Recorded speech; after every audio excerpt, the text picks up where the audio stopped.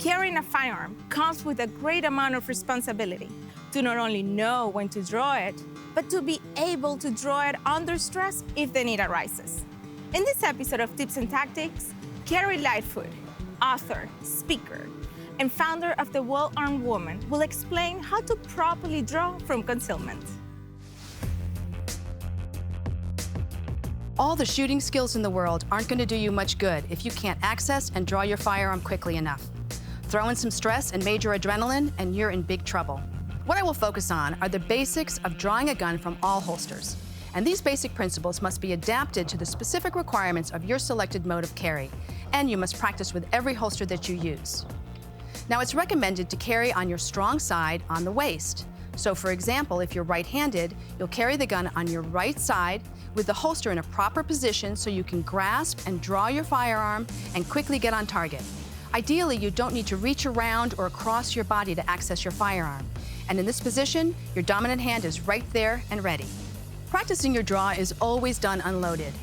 You might want to consider practicing with a partner or in front of a mirror to assist you in making sure that as you draw your gun, the muzzle is never pointing at any part of your body.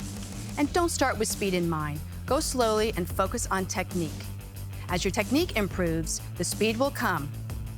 You must get a good grip on the draw. There is no time to fix it in a life-threatening situation. To access your firearm, any clothing that stands between you and that firearm must be cleared out of the way. This will mean pulling or lifting or unbuttoning clothing, and the technique will vary depending on the holster that you're wearing. Move your strong hand directly over the grip and release any retention systems that your holster may have. This may be a strap or a release button. Grasp the gun with your supporting fingers, leaving your trigger finger along the slide outside the holster. Your non-dominant hand should be at your side or on your chest or stomach to avoid being muzzled by the gun during the draw. Pull directly up and completely out of the holster, keeping your trigger finger straight along the slide. Different holsters may require a slightly different pull. A Kydex holster or a clamshell holster, such as the Flashbang, will require more of a snap to release it from the holster. Now, we need to get your muzzle downrange and on target and not covering any part of you or any innocent bystanders.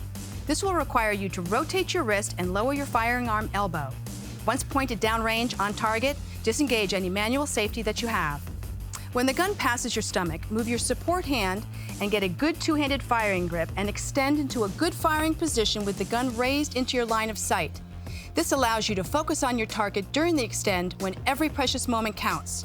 At the end of your extend, you should be focused on the front sight. Reholstering your gun requires the same motions we just learned in drawing your gun, only in reverse. And although different holsters may have you drawing from different locations, the same principles apply. Remember, if you can't get your gun out and on target safely and quickly, it means nothing. Practice until you can do it in your sleep.